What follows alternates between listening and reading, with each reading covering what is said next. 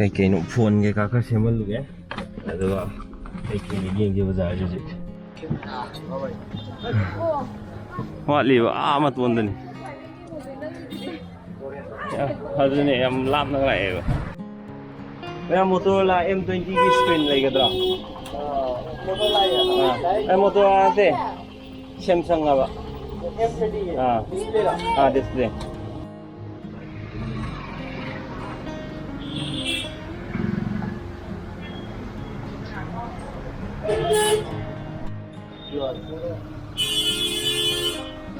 Reliance Trends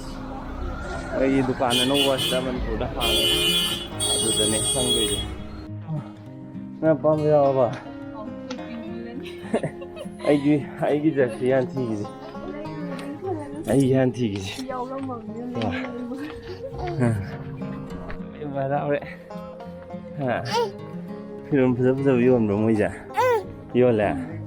ꯃꯊꯛ ꯀꯥꯈꯠꯂꯨꯒꯤꯁꯤ ꯂꯥꯛ ꯄꯄꯥꯏ ꯍꯟ ꯂꯩꯁꯦ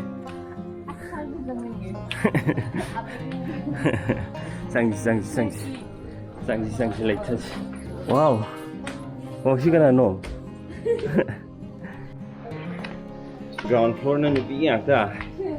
ꯐꯥꯔꯁ ꯐ꯭ꯂꯣꯔꯗꯅ ꯑꯉꯥꯡꯒ ꯋꯨꯃꯦꯟꯒ ꯁꯦꯀꯦꯟ ꯐ꯭ꯂꯣꯔꯗꯅ ꯅꯨꯄꯥꯒꯤ ꯍꯥꯛꯇꯣꯔꯛꯑꯣ ꯂꯥꯁꯇꯣ ꯑꯗꯨ ꯆꯥꯗꯧ ꯃꯥꯟꯕ꯭ꯔꯥ ꯄꯥꯏꯔꯛꯑꯣ ꯏꯕꯦꯝꯃ ꯄꯝꯕꯁꯤꯗꯤ ꯈꯨꯗꯥꯡꯁꯤ ꯅꯨꯡꯉꯥꯏꯍꯦ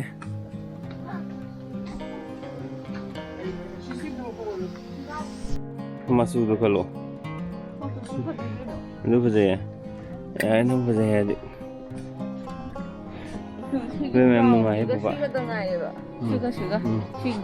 ꯒ꯭ꯔꯤꯟꯗꯨꯗꯤ ꯄꯥꯝꯗꯦ ꯌꯥꯝ ꯆꯥꯎꯋꯦ ꯃꯣꯏ ꯃꯐꯝꯁꯦ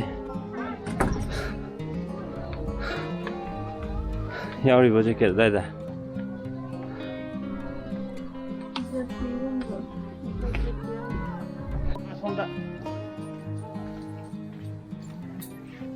ꯌꯦꯟꯁꯦ ꯃꯌꯥꯝ ꯍꯥꯏꯔꯣ ꯑꯁꯨꯝ ꯆꯠꯁꯤꯔꯣ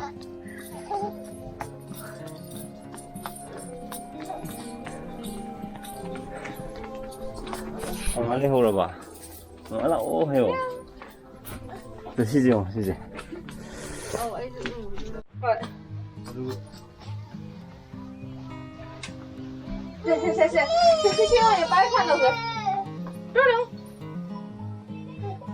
ꯂꯤꯠꯄꯁꯨ ꯌꯥꯝ ꯅꯨꯡꯉꯥꯏꯌꯦ ꯑꯗꯨꯝ ꯐꯖꯩ ꯐꯤꯔꯣꯟ ꯐꯖ ꯐꯖꯕ ꯃꯌꯥꯝ ꯌꯥꯎꯔꯝꯃꯦ ꯈꯜꯂꯦ ꯑꯩꯒꯤ ꯈꯔ ꯁꯤ ꯈꯜꯂꯦ ꯁꯤ ꯖꯦꯀꯦꯠꯁꯤꯃꯁꯨ ꯄꯥꯝꯃꯦ ꯑꯗꯨꯒ ꯁꯤꯁꯨ ꯐꯖꯩꯕ ꯑꯗꯣ ꯁꯤꯁꯤꯗꯤ ꯃꯊꯪ ꯂꯩꯔꯒꯦ ꯁꯤꯃ ꯂꯩꯔꯣꯏ ꯑꯕꯦꯝ ꯃꯌꯥꯝ ꯃꯄꯥꯟ ꯉꯥꯏꯔꯦ ꯊꯣꯛꯑꯁꯤ ꯑꯕꯦꯝꯃꯅ ꯕꯥꯏ ꯍꯥꯏꯌꯦ ꯀꯅꯥꯗ ꯍꯥꯏꯅꯣ ꯑꯕꯦꯝꯃ ꯕꯥꯏ ꯃꯥꯟ ꯊꯥꯡꯉꯛꯏꯁꯨ ꯍꯩꯌꯥ ꯃꯥꯅꯦ ꯑꯕꯦꯝꯃ ꯑꯃꯨꯛ ꯌꯦꯡꯉꯨꯔꯁꯤ ꯂꯥꯛꯑꯣ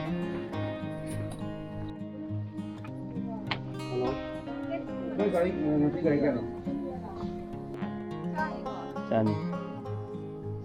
ꯑꯕꯦꯝꯃ ꯄꯥꯝꯕ꯭ꯔꯥ ꯌꯦꯡꯉꯨ ꯇꯨ ꯇꯨꯏꯅ ꯋꯥꯜꯂꯣ ꯁꯤ ꯃꯅꯤꯡ ꯃꯃꯥꯡꯗꯤ ꯊꯣꯛꯄ ꯌꯥꯗꯧ ꯃꯥꯜꯂꯤ ꯇꯨ ꯁꯤ ꯁ꯭ꯋꯥꯏꯗꯁꯨ ꯌꯥꯎꯋꯦ ꯐꯖꯕ ꯁꯤꯗ ꯃꯌꯥꯝ ꯂꯩꯔꯝꯃꯦ ꯑꯉꯥꯡꯒꯤ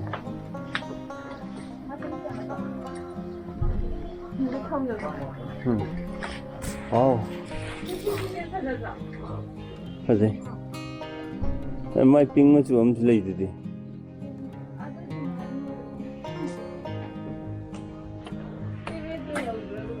ꯍꯦꯗ꯭ꯔꯤ ꯐꯖꯗꯦ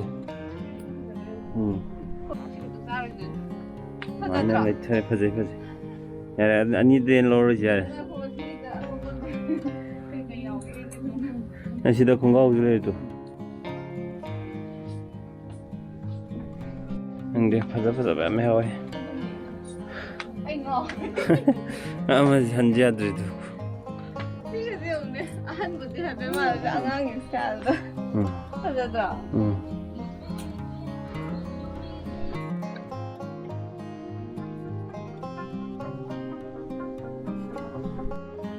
ꯆꯥꯅꯤ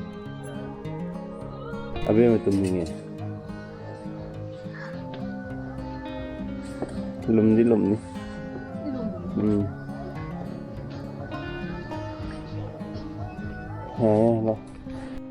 ꯃꯌꯥꯝꯁꯦ ꯃꯥꯛꯁ ꯎꯞꯅꯔꯕꯅꯤꯅ ꯈꯪꯅꯕ ꯃꯤ ꯊꯦꯡꯅꯔꯁꯨ ꯈꯪꯗ꯭ꯔꯦ ꯃꯁꯛ ꯀꯣ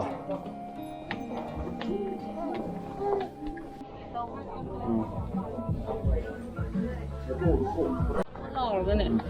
나와요.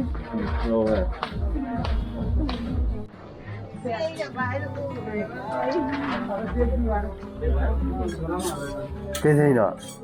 cây ly nữa ha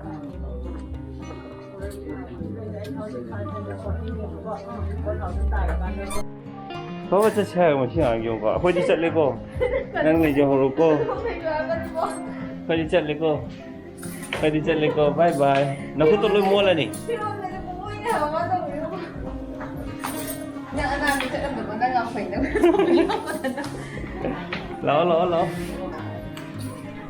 lỡ 슬러 차례가 내 차례 이제 할라지 뭐만 내 차례다 할라지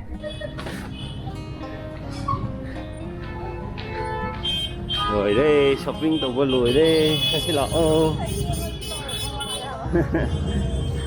mỗi shopping đồ này am tổng năm này offer mỗi copy đồ không ra shopping tàu vừa lùi đấy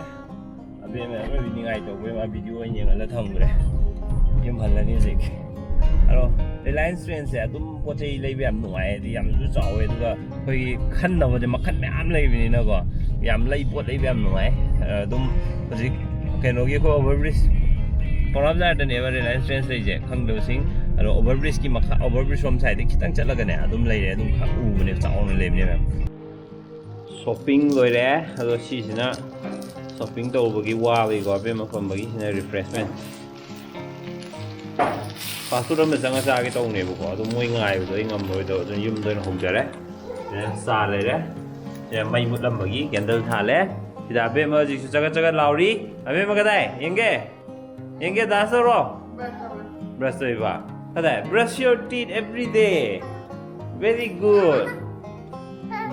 ha ha ha masamani juga satu di kare melo sudah sekarang mau pergi oleh je tujuan tu dance oh dancer wow kayak dancer tu wah Hai Nura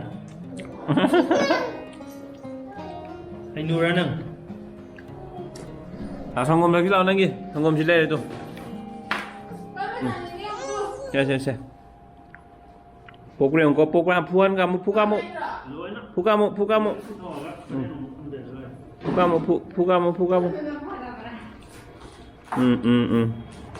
wow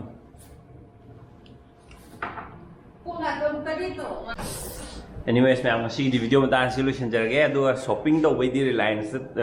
train से shopping तो उदो याम नुंगाई मोय offer जो फजबा offer लेर में 8000 की लेर गदी ओनली 4000 पे तो हायर माइना को aduna lebi am nungai hujik anyways ngasi di video ndan solution jage bye bye hidak lewi bye am to bye doro bye min tawo ai to tre